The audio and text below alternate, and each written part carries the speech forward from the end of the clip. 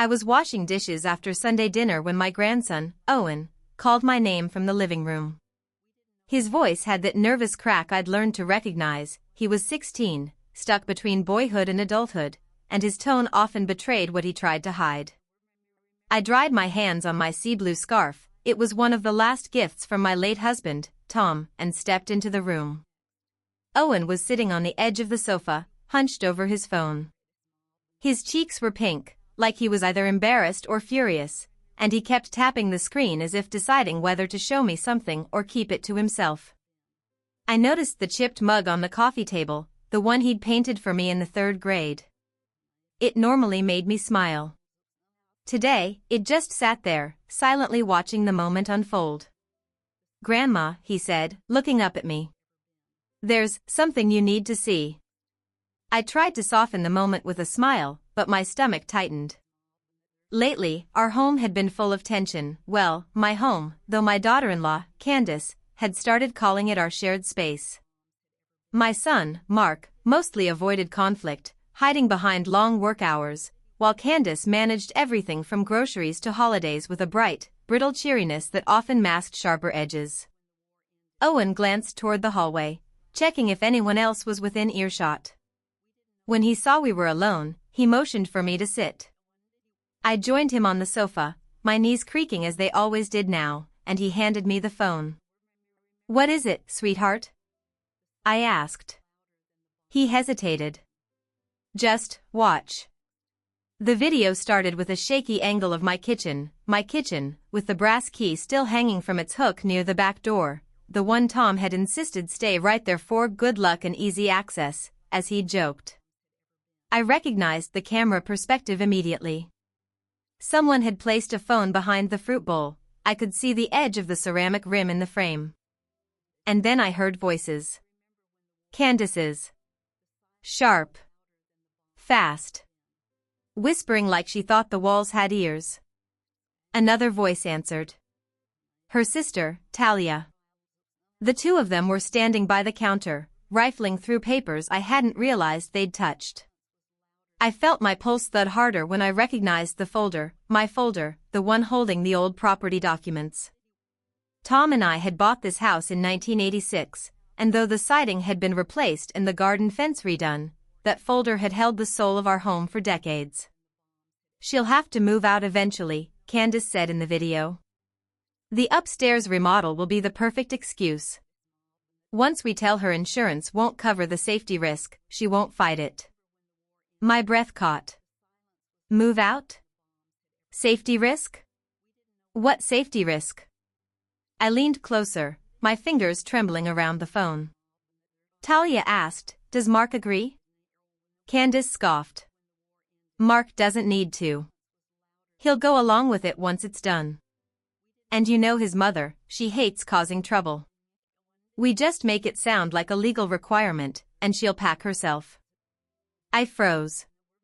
Owen shifted beside me, his leg bouncing anxiously. I kept watching. Then, unbelievably, they started laughing. Mocking my habits. My age. My morning routine. The way I organize my pantry with little labels. They mocked the fridge magnet proverb I'd kept since Tom's funeral, "Truth doesn't fear sunlight." Candace imitated my voice, bending it into something shrill and foolish. And at the end, Candace pulled a document from the folder and said, "Once this place is officially ours, we can finally do something with it." My hands shook so badly that I nearly dropped the phone. Owen grabbed it before it slipped and set it on the coffee table. "Grandma." "I'm sorry," he whispered. I stared at my reflection in the dark screen, my heart banging against my ribs. "How long have you had this?" I asked. 2 days. I didn't know what to do. I didn't want to get you in trouble. But you needed to know. My throat tightened. I reached for his hand. "Thank you for showing me. You did the right thing." Footsteps sounded upstairs, Candace's quick, clipped stride. Owen pulled his hand back instinctively. I stood up slowly, steadying myself on the arm of the sofa. "Owen, don't mention this to anyone yet." Not until I figure out what to do. He nodded. His eyes were wide, scared, loyal. I walked toward the kitchen, my scarf brushing lightly against my arm. As I passed the brass key on its hook, something inside me clicked. They thought I was fragile. They thought I wouldn't fight. But Tom and I had built this house together. And buried deep inside those property documents was a clause I hadn't looked at in years, one I suddenly remembered vividly. The kind of clause that could change everything. I barely slept that night. I lay awake listening to the soft hum of the old ceiling fan and the occasional creak of the house settling around me. The very thought that Candace and her sister had stood in my kitchen, planning to push me out like some unwanted guest, sat in my chest like a stone. But beneath the ache was something steadier, a quiet, rising resolve I hadn't felt in years. By morning, I'd made a decision. I brewed coffee in that chipped mug Owen made me years ago, running my fingers over the uneven glaze he'd been so proud of. I kept replaying the last line of the video in my mind, "Once this place is officially ours." Officially. That was the key. They clearly didn't know the legal structure of the house. They had no idea about the clause Tom insisted we keep when we'd refinanced after our youngest moved out. I remembered the conversation as clearly as if it had happened yesterday. Tom had sat at the dining table with his readers perched low on his nose, tapping the margin of the paperwork. "Life turns on a dime, honey," he'd said. "We protect each other in writing, just in case." At the time, I'd rolled my eyes affectionately. I'd thought it was a little dramatic. Now, as I sipped my coffee, I silently thanked him. Around 9, I heard Candace come downstairs. Her footsteps were brisk, purposeful, like someone who believed the world owed her its obedience. She entered the kitchen, already dressed for a day of errands, her lips painted and her expression perfectly polite, too polite. "Oh. Early start today," she said, opening the fridge without looking at me. I watched her pull out a yogurt cup and peel the lid. She moved like she owned the place. Like she'd already mentally rearranged the furniture. "I've been up a while," I replied. My voice sounded steady, even to me. "There's something I need to go through in the study later. Old documents." She froze for a split second, the spoon pausing near her mouth, then recovered with a brittle smile. "Ah. Decluttering again? You know I can help if you want." "No," I said gently. "I've got it." I didn't miss the flicker in her eyes, wariness disguised as warmth. She left soon after, claiming she had appointments. I waited until her car pulled out of the driveway before moving to the study. The folder was right where I kept it, bottom drawer of the old oak desk, beneath a stack of sheet protectors and a faded ticket stub from a road trip Tom and I took the summer before Owen was born. I opened the folder carefully. The pages smelled faintly of old paper, dust, and time. There it was. The clause Tom had insisted on. A small paragraph near the bottom, notarist, initialed by both of us. It stated that the property could not be claimed, transferred, refinanced, or repurposed without the explicit written consent of the surviving spouse. Furthermore, and this was the part that made my breath catch, it guaranteed the surviving spouse lifetime residency unless they voluntarily relinquished it in writing. Voluntarily. Candace had no idea this existed. She assumed the house, because my name wasn't on the current insurance policy Mark handled, was legally vulnerable. She had assumed wrong. Very wrong. I sat back in my chair and let out a long breath.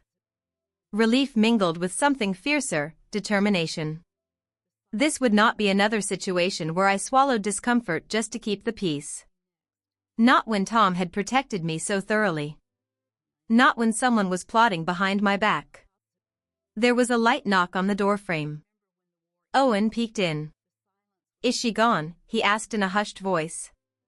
"Yes," I said, closing the folder. "Come sit."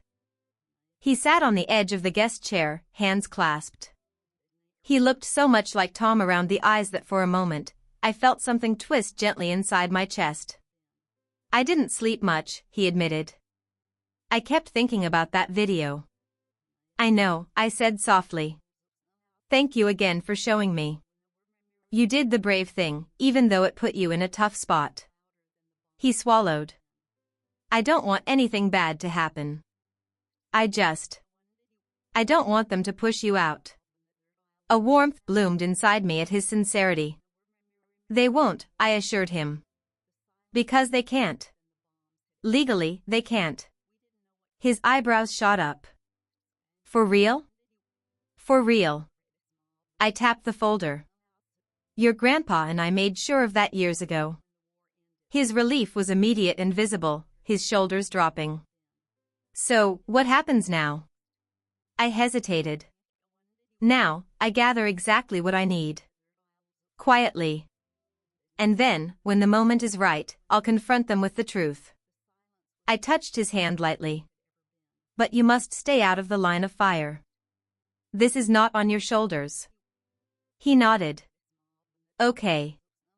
But, if you need me, I'm here. That simple statement warmed me more than any cup of coffee ever could. After he left, I gathered the relevant documents into a separate envelope. The clause, the deed, the notarized affidavit, and an older insurance summary noting the lifetime residency agreement tied to my name. I tucked them into my handbag. Around lunchtime, Mark returned home unexpectedly.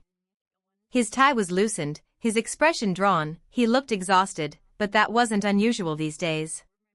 His job at the county office had him stretched thin. Mom, he greeted me, kissing my cheek. Everything okay? I studied his face. If he knew about Candace's plan, he hid it well. And for now, I needed to observe before assuming anything. Yes, I said gently. I'm fine. Just sorting through some old paperwork. He nodded absently and grabbed a bottled drink from the fridge. As he left the kitchen, I realized something important. Before I confronted them, I needed clarity. Proof of who knew what. And there was only one person who could give me that truth without spin. Owen. But not yet. First, I needed to secure the documents and make a copy in case they mysteriously went missing. Because if Candace was bold enough to mock me in my own kitchen, she was bold enough to try anything. I drove to the public library that afternoon, not because I needed the quiet, but because I needed neutral ground. A place where no one from the house could wander in, hover behind me, or pretend to make small talk while scanning what I was doing. The librarians knew me by name, and more importantly, they respected privacy. I'd spent years there reading newspapers after Tom passed, letting the hum of life around me fill the empty space. I settled at a corner table, pulled the envelope from my handbag, and took a slow breath. The documents were still intact. No fingerprints but mine and Tom's, the pages still crisp from the protective sleeves. I spread out what I needed, the deed, the notarized clause, and the updated affidavit from 2007 when we refinanced. Every page aligned perfectly with the memory I'd held onto through the years. But one thing nagged at me, the video. If I intended to confront Candace and her sister, the recording needed to be backed up somewhere they couldn't access. Owen had already shown me the original on his phone, but teenagers lose phones or drop them in sinks more often than they lose socks. I didn't want to rely on chance. I sent him a message, bring the video to the library when you can. Don't tell anyone where you're going. He responded almost instantly, on my way. I stayed seated, pretending to read the local paper. 10 minutes later, Owen slipped into the chair beside me, his hood up. It was almost comical, he wasn't hiding from the world, just from the adults currently occupying it. You brought it? I asked. He nodded and handed me his phone. I saved it in a hidden folder, but I want you to have a copy. I don't trust what might happen if they find out I recorded them. I placed my hand on his. You did the right thing. And I won't let anything happen to you. We airdropped the video to my phone, then uploaded a backup to a private cloud account I'd used for recipe photos and scanned documents.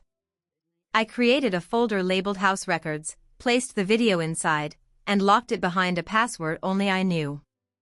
Then, for extra security, I forwarded a copy to an old email address I rarely used, one Candace had no reason to know existed. When it was done, I exhaled. All right. Now we're protected. He sat back. What's the plan? Not revenge, I said. Just clarity. Truth. And boundaries. I paused. But before I confront anyone, I need to talk to your father. Alone. Owen winced. Dad's complicated. I know, I said gently. But I need to hear from him whether he's part of this. If he is, the conversation goes one way. If he isn't, it goes another. He nodded, though reluctantly. I gathered my documents, slipping them into the envelope again. As I stood, my sea blue scarf snagged on the chair. Owen helped untangle it carefully, such a small gesture, but more grounding than he knew. When we returned home, Candace's car was back in the driveway. I felt a pinch of irritation, but pushed it aside. I wasn't ready for a confrontation, not yet. Instead, I placed the documents in a locked drawer in my bedroom, the brass key to that drawer dangling from a ribbon. Tom had engraved the tiny initials LT on the key head, Lifetime. At the time I'd laughed, but today, it felt prophetic.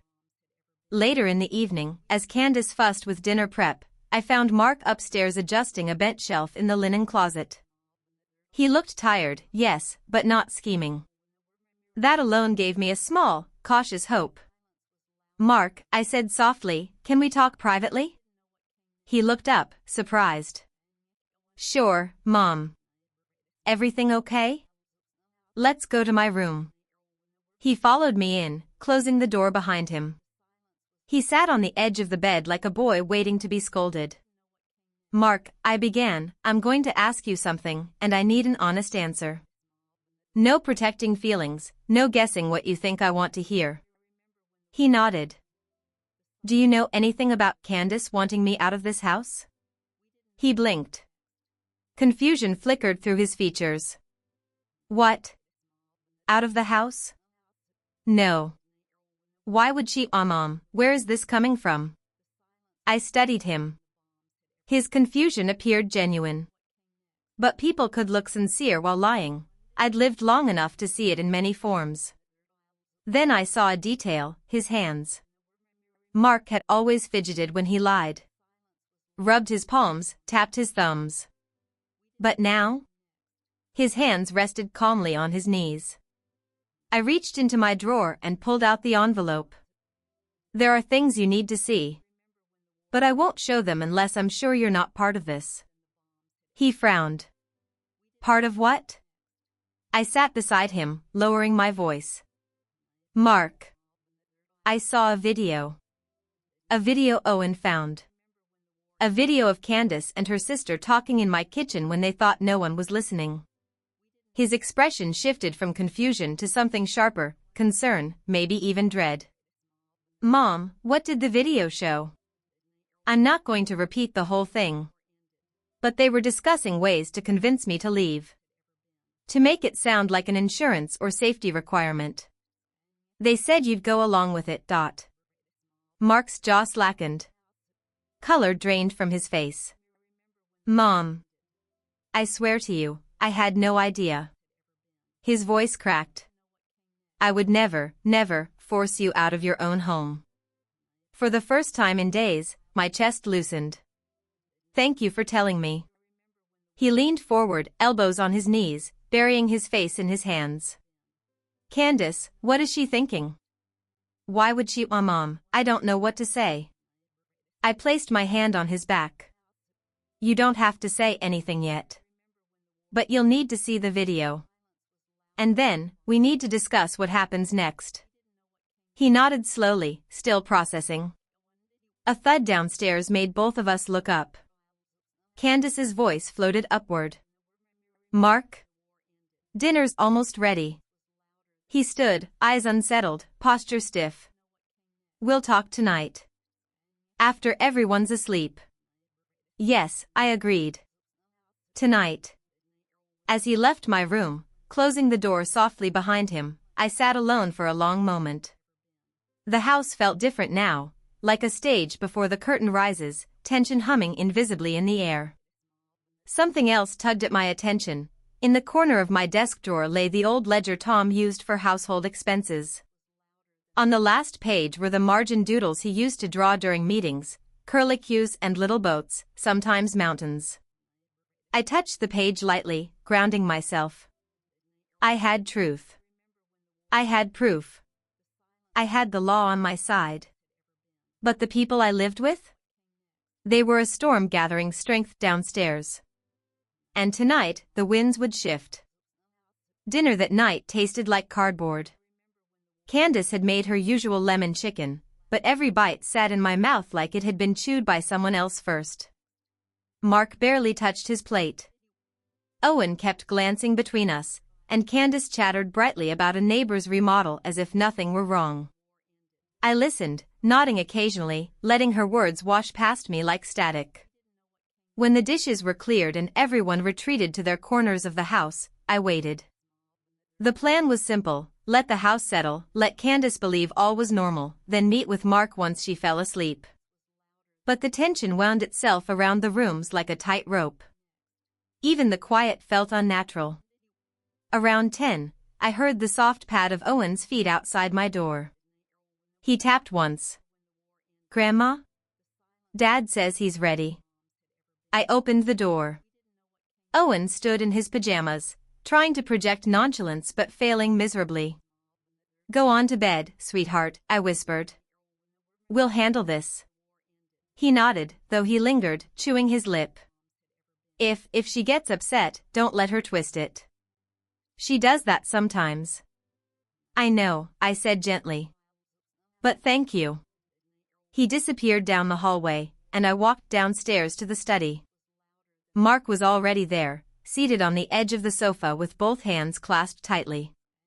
His face looked older than it had that morning, like the truth he'd heard had aged him a few years in a single afternoon.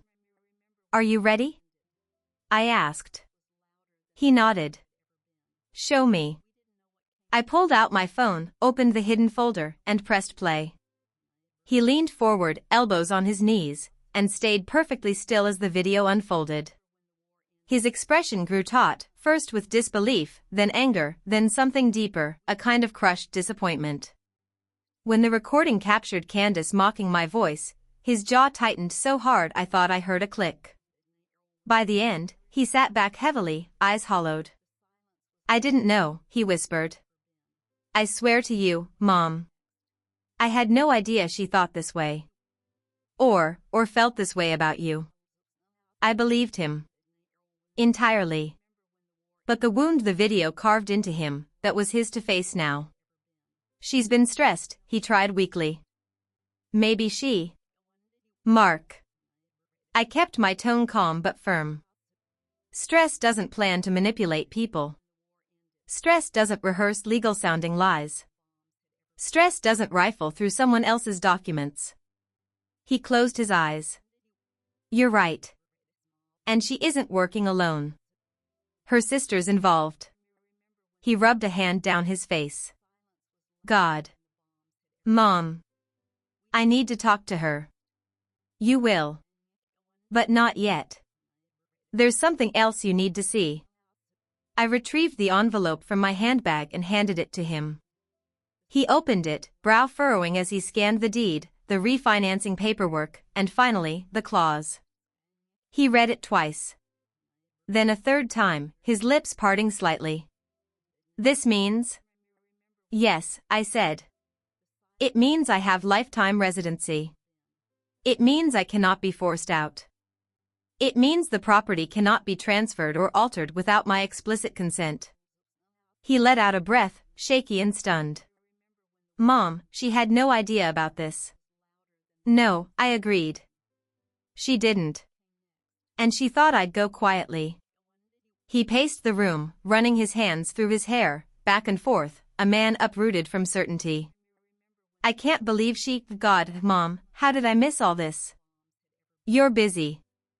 You trust people you love. And she's very good at presenting whatever version of herself she wants others to see. He stopped and looked at me, eyes full of guilt. I'm sorry. I should have paid more attention. Mark, I said softly, don't apologize for someone else's deception. He sank back onto the sofa, defeated. What do you want to do? I want to confront her, I said plainly. But I want you present. Not as a mediator, just as someone who understands the full truth and won't be blindsided by what she tries to claim. He nodded slowly. All right. I'll stand with you. Just then, the floorboard above us creaked. We froze. Candace's voice floated down the staircase, sharp in the quiet. Mark? Are you down there? He shot me a startled glance. She shouldn't be up, she never comes down this late. I stepped forward and whispered, put the envelope away. Now. He slid it beneath a stack of old magazines on the side table just as her shadow appeared at the bottom step. Candace stood there, arms folded over her robe, eyes switching between me and Mark. What's going on? She asked. You two are whispering like you're hiding something. Mark straightened. We were talking. About what? Her tone carried a practiced innocence, but a tightness around her eyes betrayed suspicion. I stepped in before Mark could speak. Family matters. Her nostrils flared just slightly. At 10:30 at night? You asked, I said calmly, and we answered. She stared at me for a long moment, calculating. She glanced at the table, at the magazines, at the faint edge of the manila envelope peeking out beneath them. Her gaze lingered, just a beat too long. My pulse quickened. Please don't reach for it. Please don't? But before she could move, Mark interjected, voice steady but firm, Candace, go to bed. We'll talk in the morning. Her expression flickered, surprise, annoyance, a flash of something darker, but she nodded slowly.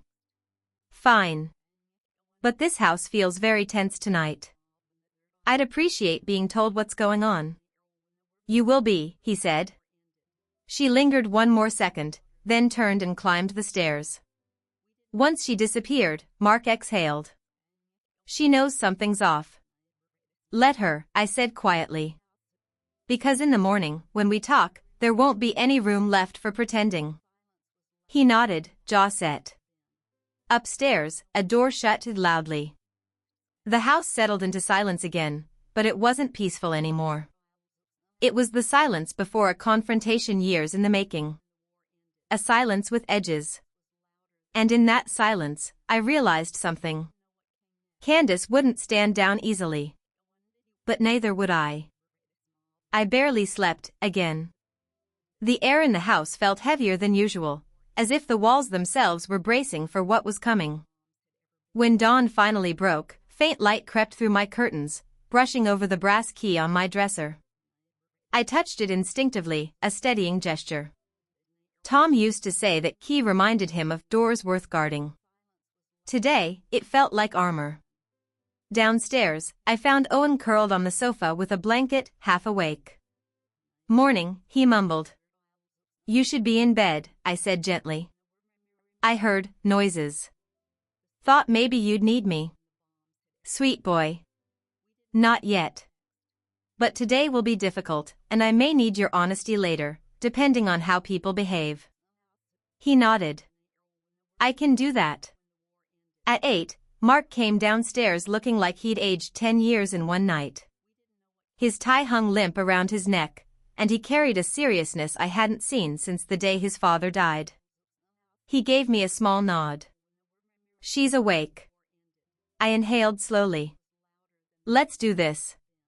We moved to the dining room, a neutral space, free from any documents she might have rummaged through. Candace entered moments later, fully dressed, hair curled, apron still on from making breakfast. She wore the bright, breezy expression she saved for company and people she wanted to charm. Morning, she said lightly. So, we're all meeting? Should I be worried? Sit down, Candace, Mark said. She stiffened. Mark, you're scaring me with that tone. He didn't respond. He simply waited, jaw clenched, until she reluctantly sat. I folded my hands neatly in front of me. There's something we need to discuss. All of us. Candace blinked innocently. Okay. I pulled out my phone. I'm going to play a video. You'll recognize it. Her expression didn't change at first. But the second the kitchen scene appeared, the edge of the fruit bowl, the angle, the faint rustle of papers, her smile faltered. Where did you get this? She demanded. No interruptions, I said evenly. And I pressed play. The room grew still. Mark's face tightened as he heard her mocking my voice, the nasally tone she'd exaggerated, the laugh that had stung all over again. When she joked about me packing myself, his eyes closed briefly, as though absorbing a blow. Candace, on the other hand, went rigid. Her fingers gripped the edge of the table so tightly I thought the wood might crack. Talia's voice drifted from the phone, laughing, advising, conspiring. Then came the final line, once this place is officially ours, we can finally do something with it. When the recording ended, the silence was sharp. Candace swallowed hard. Okay, she began, forcing a laugh, that's clearly out of context. Mark snapped. Out of context? Candace, you were planning to remove my mother from her own home. That is not what I said. You said exactly that, he cut in. And you mocked her. And you lied to me. And you tried to manipulate everyone with that fake safety risk story. She turned to me instead, desperation flickering behind her eyes. Linda, you know how things get when sisters talk. Talia exaggerates, and sometimes I just play along. You were rifling through my private documents, I said. That wasn't play. I was helping organize things. You've said before the paperwork is confusing. I never asked you to touch those files, I said.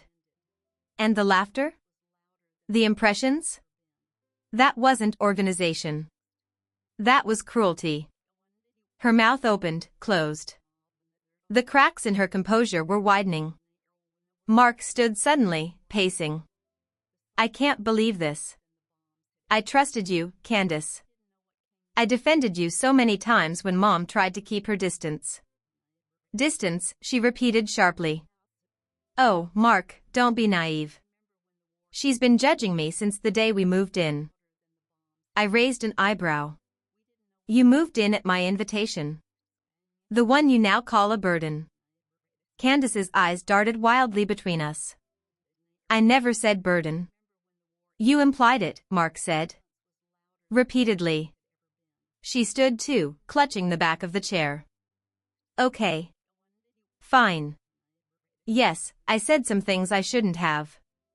Everyone vents. You can't hold a few private complaints against me. That video wasn't venting, Mark said coldly. It was planning. She opened her mouth again, but I held up a hand. Candace, this conversation needs grounding in facts. And there's something else you need to understand. I took the envelope from my handbag and set it on the table. She eyed it, uneasy.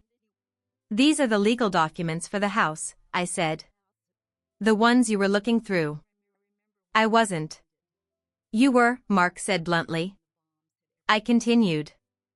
You said in the video that once the place is officially yours, you could finally do something with it. But the house is not yours. And more importantly, it can never become yours. Her face twisted. What are you talking about? I slid the clause toward her. She picked it up reluctantly, scanning the lines. At first, her expression was confused. Then startled. Then panicked. I don't understand. I have lifetime residency, I explained calmly. This home cannot be transferred, remodeled, sold, or repurposed without my written consent. I protected myself. Tom protected me. This is binding. She stared at the paper as if it were a death certificate. That can't be legal. It is, Mark said. I've seen enough tenancy forms at work to know. And it's notarist. What the hell were you thinking? Her voice rose. So what? I make one mistake and suddenly I'm the villain? I was trying to look out for our family's future. By pushing my mother out of her home? Mark yelled. By lying to me? By mocking her behind her back? Her face reddened. I didn't mean it like that. So tell us, I said gently, what did you mean? She froze. No answer. Mark sank into his chair, breathing hard. Candace. I don't even recognize you right now. Her facade finally cracked. Tears glistened, not the soft, reflective kind, but the sharp, frantic ones used to derail an argument. I was stressed, she cried. I wanted security. And your mother, she's always here, always watching. This is her house, Mark said. We live here because she opened her door. And you tried to take advantage of that. She collapsed into a chair, shaking. I never meant to hurt anyone. You meant to benefit, I said softly. At my expense. And for the first time since this ordeal began, Candace fell silent. Real, heavy silence. A silence that admitted guilt. The confrontation wasn't over. But the lies? Those were gone. And the truth had finally taken its seat at the table. Candace stayed frozen in her chair, staring at the claws as if it were a coiled snake. The dining room felt oppressively still, air heavy, breaths shallow. Even the old wall clock seemed to tick louder, marking each second of the unraveling. Mark rubbed the back of his neck, pacing in short, agitated strides. I could see the storm inside him, hurt, disbelief, simmering anger. But beneath all that was something else too, shame. The kind a person feels when the world reveals just how blind they've been. I stayed calm. I had to. Someone needed to keep the conversation from collapsing into chaos. Candace finally found her voice, brittle and uneven. So, what? You're holding this over me now? Using paperwork to punish me? I folded my hands. No. I'm simply showing you the truth. You tried to manipulate me based on what you believed was my weakness. It turns out that weakness doesn't exist. That's not fair, she whispered. Neither was your plan, I replied. Her jaw tightened. I was trying to secure something for my family. You don't secure a future, I said steadily, by tearing someone else's apart. She pressed her palms to her forehead, elbows on the table, breathing erratically. This isn't how it's supposed to be. It wasn't supposed to, get out. It was just talk. Talk with intent, Mark said quietly. Talk with strategy. Talk with a timeline. She flinched. He sat across from her, voice breaking. You were planning to remove my mother from her own house. And you were mocking her while doing it. How do you expect me to process that? She couldn't look at him. After a long, fraught silence, she muttered, this is all being blown out of proportion. My heart sank, not from doubt, but from clarity. This was the real Candace, the version she hid under layers of charm, hospitality, and carefully curated smiles. Accountability was not a language she spoke easily. Mark looked like she'd slapped him. Blown out of proportion? Candace, you crossed a line. A line you can't uncross. She finally lifted her eyes, red-rimmed but defiant. So what now? You want me to grovel? Kick me out? Break up our family? Her gaze swung toward me like a blade. Is that what you want? I want honesty, I said. Respect. Basic human decency.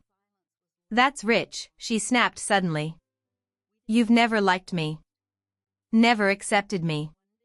I felt the accusation hit, more as an echo of her insecurity than a truth. Candace, welcoming you into my home was acceptance. But acceptance is not permission for exploitation. She wiped her cheek.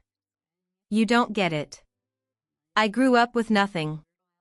I've always had to fight for stability. I thought, Mark said, this house would eventually be. Don't you dare, Mark said, voice low. Don't put this on me. She opened her mouth, but he cut her off. I never promised you the house. I never hinted it would be yours. You made assumptions. Dangerous ones. Her breaths quickened. I wasn't trying to steal. I was just planning ahead. Making sure we had a future. Making sure Owen? Leave Owen out of this, Mark said sharply. Her voice cracked. I thought if we controlled the house, we'd finally be secure. No more depending on your mom. No more wondering what happens when she decides. I never gave you any reason to worry, I said. I have let you live here, rent-free, for years. I've given you space, independence, privacy. That's not the behavior of someone poised to pull the rug out from under you. She swallowed hard. Mark stared at her for a long, pained moment. Candace. I can't even recognize your intentions anymore. Were you ever grateful? Or was this always part of some bigger plan? She didn't answer. Instead, she whispered, I need to get some air, and stood abruptly. Sit down, Mark said quietly. Her eyes widened, she wasn't used to his authority. Not like this. We're not done, he continued. Running away won't fix anything. She sank back down, trembling. I spoke softly. This isn't about your past, Candace. It's about your choices now. She looked up at me suddenly, tears welling again, but this time, not manipulative. This time, they looked real. Exhausted. Collapsing. I'm scared, she whispered. Is that what you wanted to hear? I'm scared, Linda. I always feel one step away from losing everything. I don't know how to trust stability. And when I panic, I push. Hard. It wasn't an excuse. But it was a truth. A complicated, flawed truth. Mark sat back, deflated. Why didn't you just talk to me? To us? Why deceive? She rubbed her face. Because I thought you'd say no. And I didn't know how to handle that. Silence wrapped around us again. Finally, I said, here's what's going to happen. We're going to take a breath, today, tonight, maybe the next few days. But during that time, boundaries will be respected. And you will not enter my study. You will not touch my documents. You will not speak to your sister about this house again. Candace nodded slowly. And most importantly, I said firmly, we will all decide how we move forward, not based on manipulation, but based on truth and respect. She whispered, okay. It wasn't victory. It wasn't closure. And it certainly wasn't forgiveness. But it was a beginning. As she stood and left the room, Mark sank into the nearest chair. Mom, thank you. For handling that better than I ever could have. I placed my hand over his. We're not finished yet. Not by a long shot. He nodded grimly. Because while Candace had stopped resisting, something told me she hadn't stopped scheming. And if she tried again, this time, the entire truth would be revealed. Not just in front of family. But in front of the community she worked so hard to impress. For 2 days, the house moved like a quiet machine, each of us carrying on with carefully measured steps, false gentleness coating every word. Candace cooked overly elaborate meals. Mark stayed late at work. Owen hovered near me whenever he could, as if guarding the invisible perimeter around my dignity. But beneath all that quiet? Something crawled. A tension hiding in the floorboards. A suspicion widening its eyes in every corner. I could feel Candace trying to recalibrate, too polite, too helpful, too syrup-sweet with every offer of tea. It wasn't remorse. It was damage control. And I had lived long enough to know the difference. On the third evening, I was folding laundry in my room when I heard hushed voices downstairs, urgent, sharp, not meant for my ears. The words floated up through the vent. "We need to fix this," Candace whispered. "Not tonight," Mark muttered. "No, now. Before she does something." "Candace, she's not going to." "You don't know that. She has documents. If she decides to throw us out." "She would never throw us out." I stepped closer to the vent. Candace hissed, "Mark, stop pretending. She showed you those papers like a warning shot. She wants control." "Control?" The irony nearly made me laugh. Mark's voice dropped. "She's only defending herself. The damage came from your actions." A beat. Then Candace's voice cracked. "So that's it? You take her side?" "I'm taking the side of the truth." Silence, followed by the muffled thump of her footsteps storming into the kitchen. It should have ended there. But life rarely wraps things up neatly. Half an hour later, Owen knocked gently on my door. "Grandma. I think you should see something." My heart tightened. "What is it, sweetheart?" He handed me his phone. A new message thread was open, between him and his Aunt Talia. The top message made my blood chill. "Talia, Owen, sweetheart, did you give your grandma something? Something she shouldn't have? Talia, your mom is really upset. We're trying to figure out how she got that video.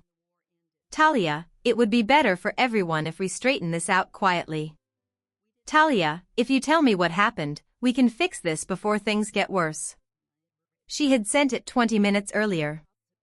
No parental permission. No boundary. A grown adult pressuring a teenager to betray his grandmother. "Did you respond?" I asked. "No," he said quickly. "But she keeps checking if I've read it. She even tried calling. Twice." I rubbed my temples. "All right. This ends now." I opened my own phone and started recording, just audio. Quietly. Calmly. "Come with me," I told Owen. "You've done nothing wrong. But you're not carrying this alone." Downstairs, Candace was at the counter chopping vegetables with the kind of aggression that would have been alarming had it been aimed at anything other than carrots. Mark sat at the table, shoulders slumped.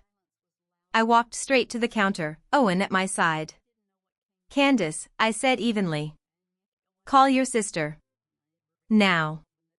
She froze. "Why?" "Because she messaged Owen. Pressuring him to confess something he didn't do.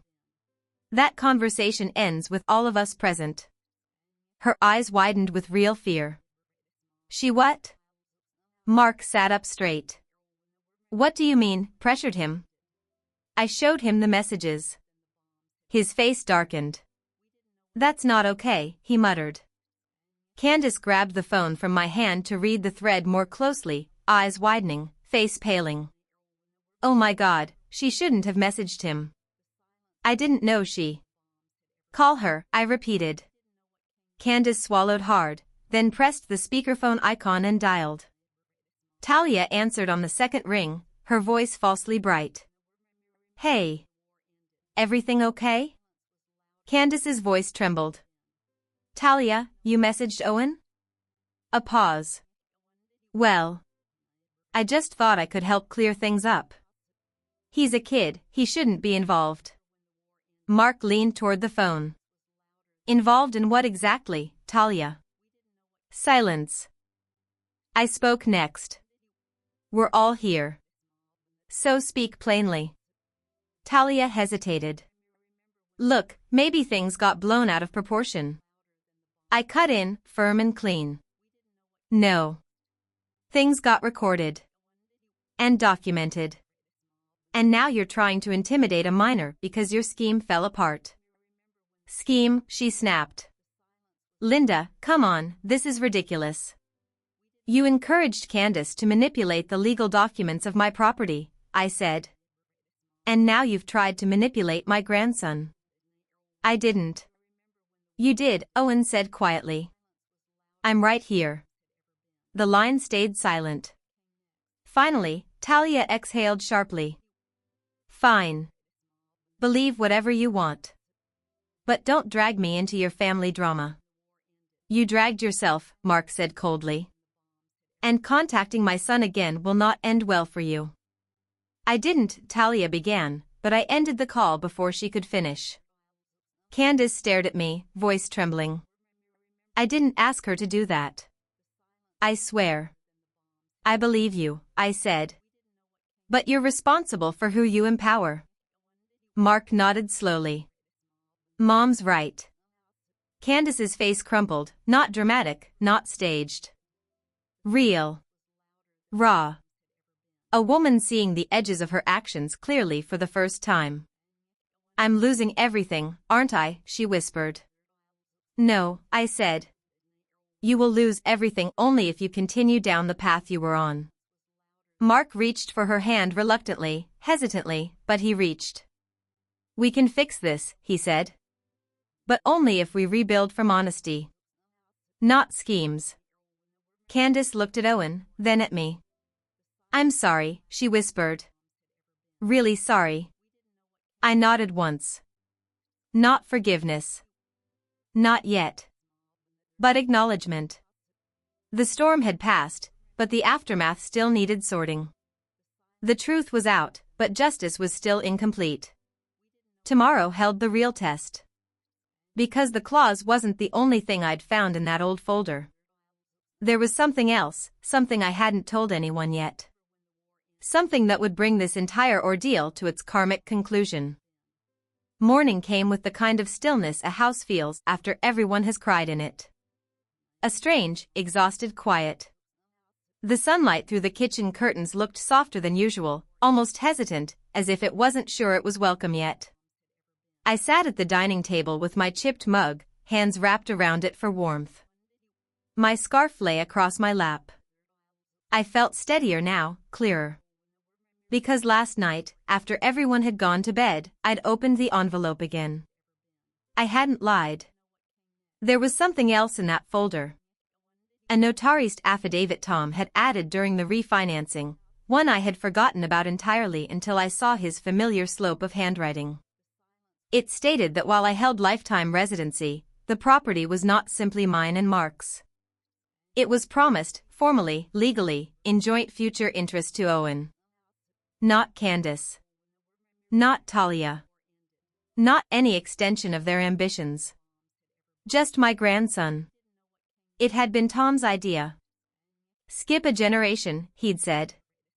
Give the kid a chance one day. I hadn't told Mark yet. He hadn't been ready. But this? This was the kind of truth that protected more than me. It protected the future those women had tried to seize. And today was the day it needed to be known. Around 9, footsteps entered the dining room. Mark. Then Candace. Both looked worn but quieter. Not defeated, just finally seeing things clearly.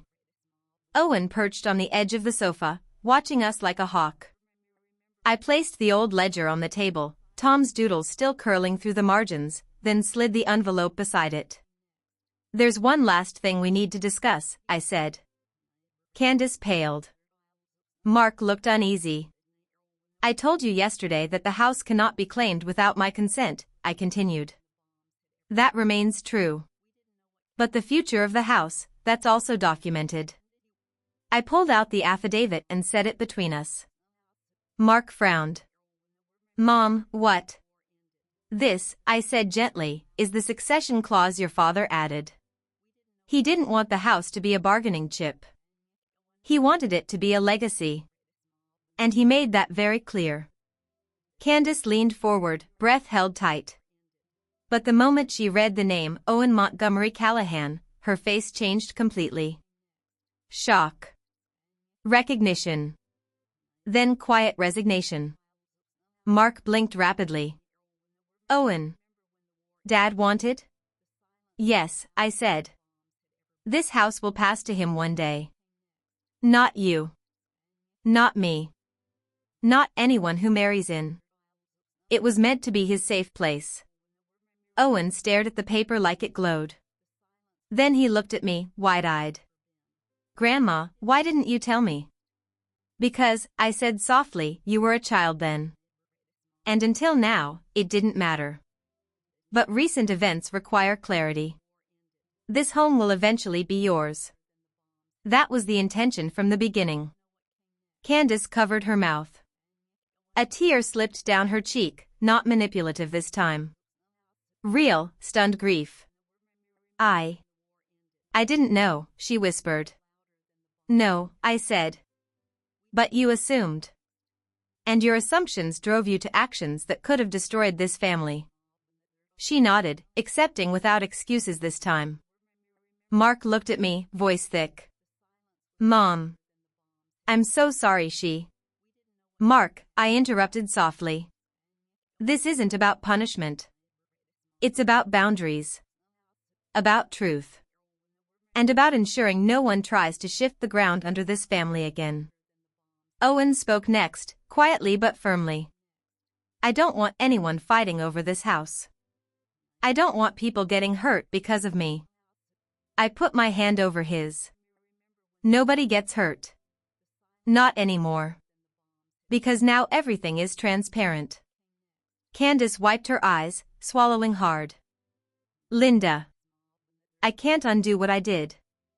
But I want to earn back trust. I want to do better. You can, I said. But it starts with accountability. And honesty. And therapy, if I may say so gently. She nodded, a surprising, humble nod. Yes. Mark exhaled in relief. We can move forward. Slowly. Carefully. But we can. I looked around the room, at my son, trying his best, at my grandson, braver than his age, at Candace, wrestling her fear into something resembling growth. I won't hold the past over you, I said. But I will hold all of us to the truth. The tension in the room finally loosened. Shoulders unclenched. Breaths deepened.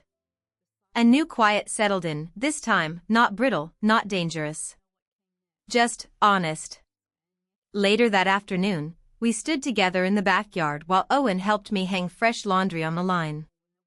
The breeze lifted the sheets, the sunlight warm on our faces. Grandma, he said, clipping a corner. Were you scared? When I showed you the video? I didn't answer immediately. I watched the sheet ripple like a white sail in the wind. Yes, I finally said. But I was more grateful than scared. You reminded me that truth always comes out. And that sometimes, the youngest among us are the bravest. He smiled shyly. I'm glad I showed you. So am I. Inside the kitchen, the fridge magnet glinted where it always had, truth doesn't fear sunlight. And for the first time since hearing that awful video, I felt its meaning settle into my bones. Justice didn't need shouting. Or revenge. Or cruelty. It simply needed the courage to face what was real. And we had done that. Together.